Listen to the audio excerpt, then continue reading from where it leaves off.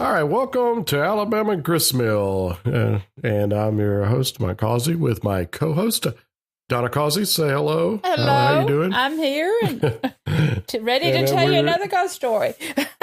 Yep, we're in the fall season here, and right around Halloween, and we like to kind of highlight some historical stories, and there are historical ghost stories. So we're going to go over one you might not have heard here in Alabama. So it's it was new to us, and we discovered it, and so we kind of want to share it with everyone here. Which is it's kind of a fun one. Yeah, it's one I discovered by doing my research, and on something else. I just ran across it. It's interesting. And we, we'll cover that, but we also want to remind everything before we get into that is, as we get towards the end of the year, we have the bicentennial coming up for the state of Alabama, and the birthday's coming up. When's that? The birthday of the state of Alabama's coming? The year 1819 is our bicentennial year, so we became a state December 14, 1819. So it'll be starting at there. We're going to be having a lot of new exciting things we're going to be doing with the podcast, the website, and also in addition to normally like we're doing now, is highlighting events that are coming up this upcoming year. Yeah, and if you have an ancestor that did something great for Alabama, and you want to get them notarized, and you want to get not notarized, but if you want to get them notarized, if you want to get them noted, we're trying to put some notable Alabama pioneers on the website so they can be recognized by everybody.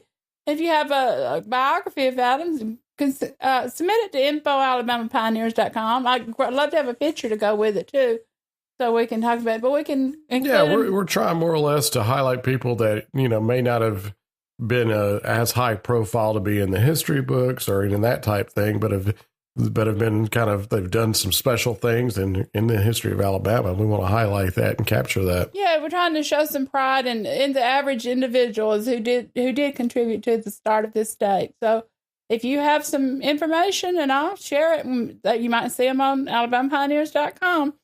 That's one of our notable pioneers. So definitely keep an eye out, and for the upcoming events we've got coming up, the things we got coming up with the bicentennial.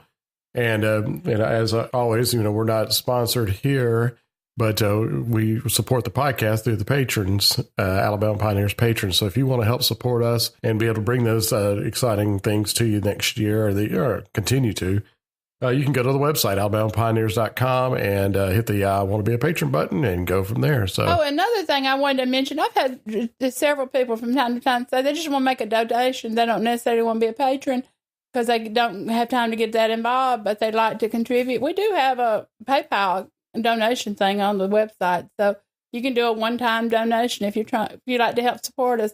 We're just trying to get as much out as we can go, and the more ideas can be fulfilled, dreams that we plan for this site. So, Alabama's got a lot of ghost stories over the past that we've heard, and Catherine Tucker Wyndham's brought a bunch out in history. And I think a lot of people are very familiar with Jeffrey and the 13 ghost stories. Oh yeah, and many, many more. She was a great storyteller. She was just fantastic. We've losing a lot of that storytelling now, all these stories from the past. That was a way of entertainment, there were really some great storytellers that came down through our history that were able to tell quite a few. And that's what this one is kind of like. And you can find you can find all these stories on the website. We'll kind of go into that a little later, but let's go ahead and get into the story now. Okay. And tell us a little bit about this the story of a ghost that pulled his coffin in Marion Junction, Alabama. Yes.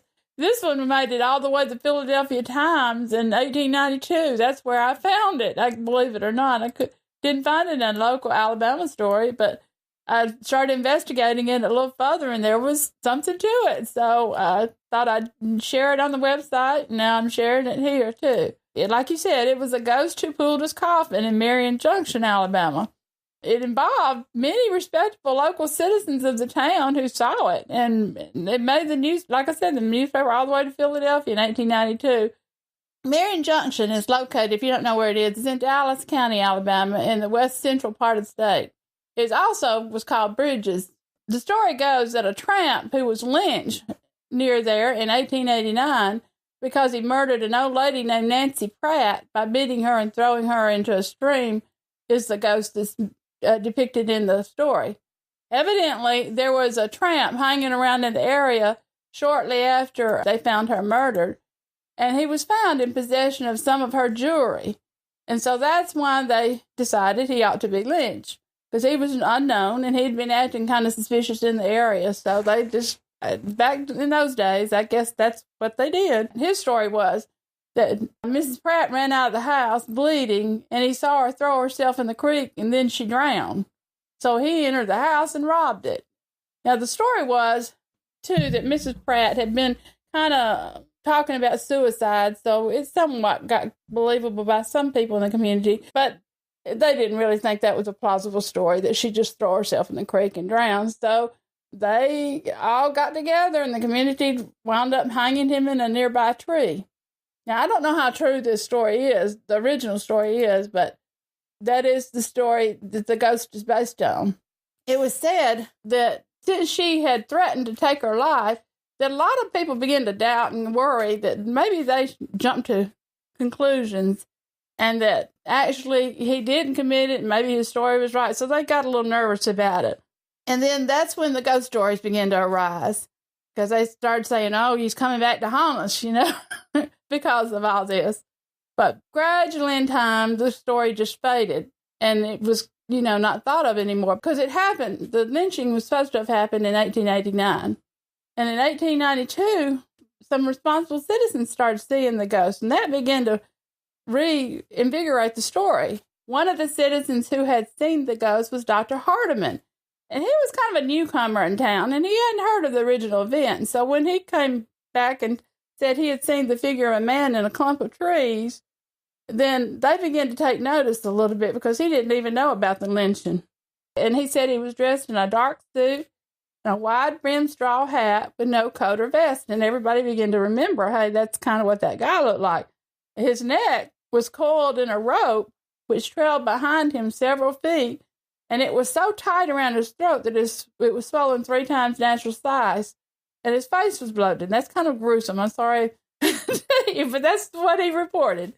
Anyway, he talked to the man, believe it or not, but the figure just looked back at him, because he must have looked realistic, but I don't know if I would have had the courage to talk to him or not. But he did. And the figure just looked back at him with sort of an unearthly light and made no reply and went on. And the doctor tried to catch up with him, but he was on horseback, and his horse kind of got terrorized, and he snorted and jumped and refused to go forward. He wasn't going to have any business. He didn't want to go follow the spectacle that he saw ahead. And he wound up, because he was rearing up and jumping around so much, he threw Dr. Hardiman off, so the doctor was forced to walk home. And that's when he had to tell what happened with him. I guess that was his excuse for falling off the horse. The next night, the doctor decided, well, I'm going to find out what's going on. So he armed himself with a shotgun and some revolvers, and he set out with a bulldog and a young man named Looseman. And he was determined to find the strange figure, and he was going to be prepared for him if he did this time. But he waited about the same time that he'd seen him before, but the apparition did not appear. Finally, they began to hear some loud moaning coming from a large tree close to the road, and the bulldog began to dart at something ahead. And all of a sudden, the dog just flew backward over on his heels, but he continued to act like he was fighting something that was invisible. The men couldn't see anything there, but they just saw the dog fighting.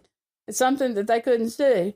Then all of a sudden, the dog was thrown at their feet, and he was dead from a broken neck. So that really alarmed them a bit.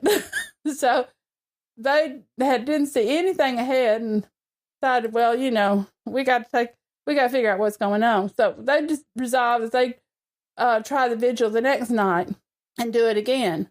This time, they saw the ghost glide through the clump of trees. And what was so peculiar is he was dragging his coffin behind him. And the doctor called out to him, but there was no response this time, as usual. But the doctor called out to him, but there was no response. And the phantom only turned around and looked at him with a horrible grin. I can imagine what he looked like, dragging his coffin and a noose around his neck. I don't know why the doctors hung around.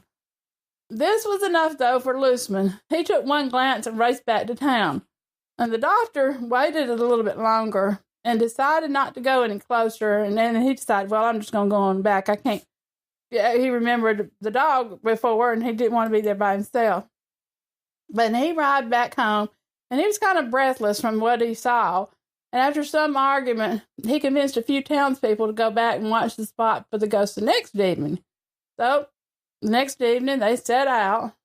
He and a bunch of citizens, including men's names of Colonel Nugent, John Young, George Fuller, as well as many others, they all set out for the spot that he had seen the ghost. And this time, every one of them was armed with guns and pistols. They weren't taking any chances after hearing about the dead dog. Most of them, though, were convinced that it was just a hoax that somebody was playing on Dr. Hardiman because he was new in town. So they were laughing and joking, too, at the same time, I'm sure. They waited at the spot for about an hour. Then, at last, they were rewarded. The ghost came walking past them with a rope around his neck and trailing behind him. And this time he was carrying the coffin on his shoulders, which I can imagine would be kind of difficult because coffins are not too light. Colonel Nugent still thought it was a hoax, so he stepped on the rope to stop the ghost. But when he stepped on the rope, he was just suddenly thrown to the ground. And the others in the crowd panicked, and they fired at the figure with their guns, but he just vanished in thin air and smoke and with a loud laugh and was seen no more. Well, the townspeople determined that Colonel Nugent was unconscious from being thrown to the ground. He really got hurt. So they took him back to town. And he didn't come around for a few hours, but he said when he stepped on the rope, it was like a shock was sent through his body. But he wound up being okay. He was lucky to be alive, they all thought, and decided, well, we got to figure out what's going on. The stories were confirmed by Judge Blackmore, another citizen who was a noted skeptic. He decided to accept a wager, and they all wagered him that he could not face the phantom of the creek road without fear. So, the next day, the judge armed himself well and set out for the creek road. But as he neared the area, his horse began to grow restless and kept starting at every sound that was made. So he had difficulty reining the animal in. Suddenly, the horse halted, and Judge Blackmore saw a man looking up at him. And, of course, it was his man again. His face was swollen, the rope twisted around his neck, and the man grinned hideously up at the judge. And the judge tried to rein in his frightened horse and tried to strike at the figure with his riding whip. At the same time, he was reining in the horse, but his arm wouldn't move. He was paralyzed. He couldn't reach up, couldn't grasp the whip and hit the figure in front of him. The figure just calmly walked alongside the judge's horse and grinned. And so the judge tried to strike with the whip again, and the phantom threw his arms around Judge Blackmore and drug him to the ground. And the horse ran off in terror, and the ghost began choking him. The judge fought him violently and finally threw him off and took off for town, but the ghost grabbed his leg again. This time he stumbled over the coffin and was dragging him along behind him and fell to the ground. The judge broke free, though, and raced toward town with the phantom chasing him after the ghost stumbled over the coffin. The judge saw a nearby house and fell against the door, panting and half fainted. And of course, the people, knowing the judge, welcomed him inside quickly and locked the door behind him. But they peeked out through the windows, and they could see the specter coming toward them. And he knocked on the doors and began banging, and he kept coming to the windows and looking in. At dawn, the ghost had vanished. I imagine that was a frightful night if all that was going on. When the judge arrived in town, he wound up paying the wager without argument, and he refused to ever talk about the ghost experience again. And I think that's a real good... Well, I don't blame him.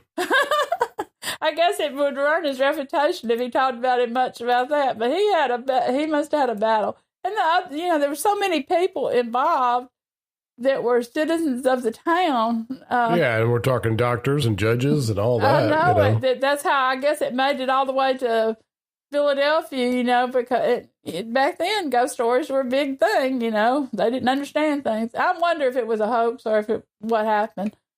you know. Yeah, I mean, well, you can always go down and check it out in Marion Junction, Alabama, and see if you see the Phantom of Creek Road. That's right. If you can find out some locals around there that know about that story, I thought that was a really good one to have for Halloween. You know, oh, absolutely. That's a great story there. There's stories all over Alabama, but I mean, it was so detailed. That's what. Right. The details, what I was getting into is like it just, you know, multiple people saw him and dealt with him directly and had contact. And the doctor, you know, had not even known about the lynching. You know, you can understand stories follow lynchings quite a bit. You know, they say, well, they're going to come because that's just such natural. A dramatic thing. Yes. And we have many stories all over the state about that, but the doctor did not know about it. Yeah, and I love that, you know, definitely the stories that you hear. And that's some of our more popular stories are, you know, are the ghost stories that you hear in Alabama history. And all these stories you can find on AlabamaPioneers.com website. And, you know, one of our most popular was the bridge in Walker County. Is it Walker County, the bridge? You talking about the Bayview Bridge? The Bayview Bridge, yes, that was it. That's the one yeah. Now I've had experience with the Bayview Bridge. It's not there anymore. The original one. As a teenager, it was there, and your dad and I went on that bridge before. This kind of experience. It's spooky. It is definitely. I never saw the ghost, though. I didn't see the ghost, but you would expect it from the sound of that bridge. So I do love the history in Alabama with the ghost stories. It's a lot of fun, especially this time of year. So if you want to tell a story to the family, tell them about the story of the Phantom of Creek Road. That's right. And that's something they probably haven't heard before. But like I said, you know, keep in mind coming up, we've got a lot of things coming up with the podcast as well as the, you know, website with the bicentennial coming up. And we'll go ahead and wrap this episode up with we just wanted to have a little fun one here and give a little fun little ghost story out there, not as serious this time. But we'll get back to some more historical, factual stuff on the next podcast. It's always fun to have fun with these stories. And, you know, I wonder where they came from and who started it and all this. It's really interesting. Look at it like it's, you know, you didn't have television. It's fun entertainment. Have radio. You didn't have that. So we had stories to tell each other. I mean, they were telling ghost stories still on TV. So, oh, yes. And I know, movies. I know, you know, a good storyteller. I'm not that great of one, but good storytellers with ghost stories can really get you going. We'll go ahead and wrap it up. Everybody have a happy Halloween. And until next time, we'll see you later. We'll let Red Foley play us out with Alabama Jubilee. Sounds fine. We'll see you later. His crutch and hollers, he let her go, oh honey.